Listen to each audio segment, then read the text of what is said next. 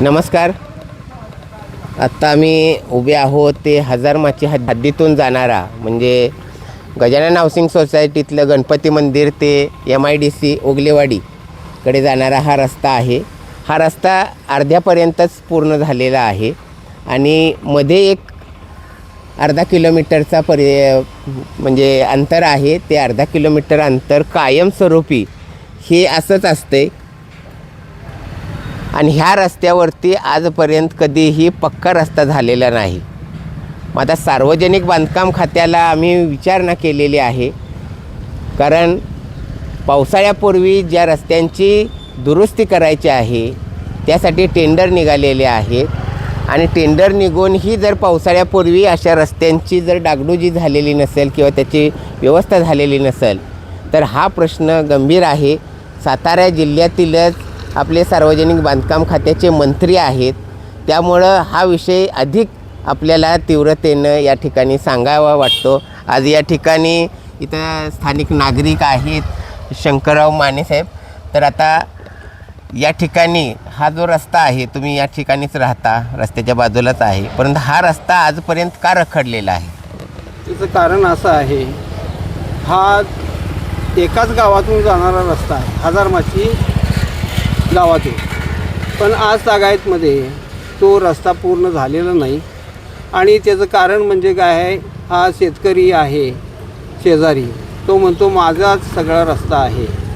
काय तर रस्ता हा 700 वर्षापूर्वीचा औंध संस्थांचा आहे.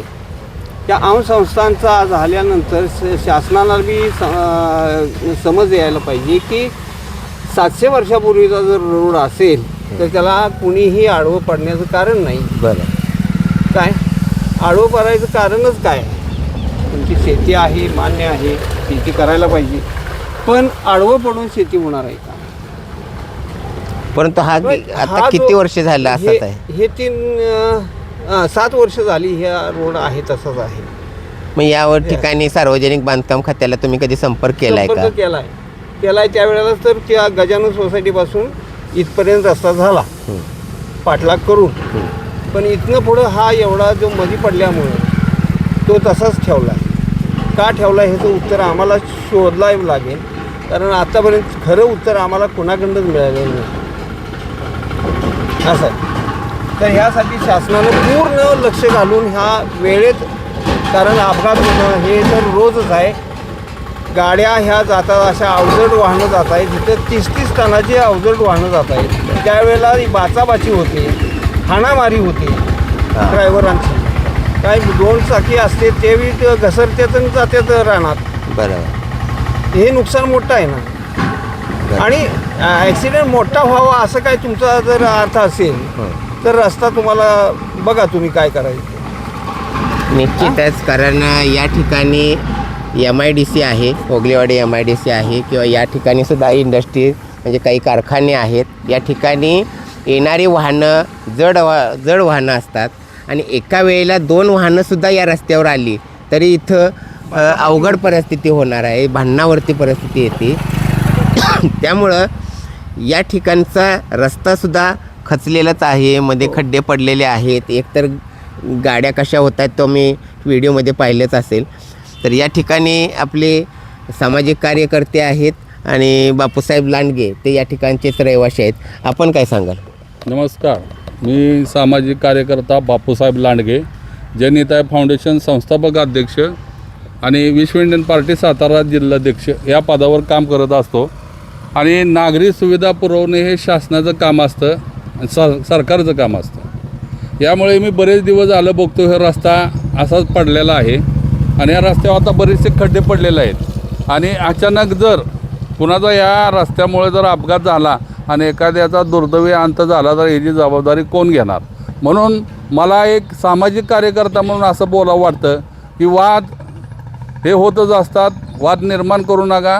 सर्व नागरिकांच्या ज्या समस्या आहेत नागरी सुविधा ती पुरवण्याचं काम आपण जी निवडून दिलेले लोकप्रतिनिधी असतात. थोडक्यात विचार करायचं, ग्रामपंचायत हजारमाची आता सदस्य बॉडी बरखास्त झालेले आहे, त्याच्यावर प्रशासन आहे. म्हणून याकरिता कराड उत्तरचे दिमागदार आमदार माननीय मनोजदादा घोरपडे साहेब आणि आपले महाराष्ट्र शासनाचे बांधकाम मंत्री शिवेंद्रराजे भोसले साहेब यांनी या रस्त्याकडे लक्ष द्यावे आणि काय वादविवाद असतात ती आपण मिटवावे आणि इतर नागरिकांना जो होणारा त्रास आहे तो दूर करावा आणि या रस्त्यामुळे यापुढे या आता मंथनच्या माध्यमातून आम्ही सांगू इच्छितो की ह्यापुढे या रस्त्यावरून ये जा करताना कोणाचाही अपघात होऊ नये, त्या अपघातामुळे कोणाचाही जीव जाऊ नये एवढीच आमची अपेक्षा आहे. ती आमदार साहेबांनी आणि मंत्री साहेबांनी तात्काळ दूर करावी ही आमची अपेक्षा आहे. निश्चितच आपण म्हटल्याप्रमाणे दमदार आमदार आहेत या ठिकाणचे किंवा सार्वजनिक बांधकाम मंत्री आहेत आपल्या सातारा जिल्ह्यात शिवेंद्रराजे भोसले आहेत.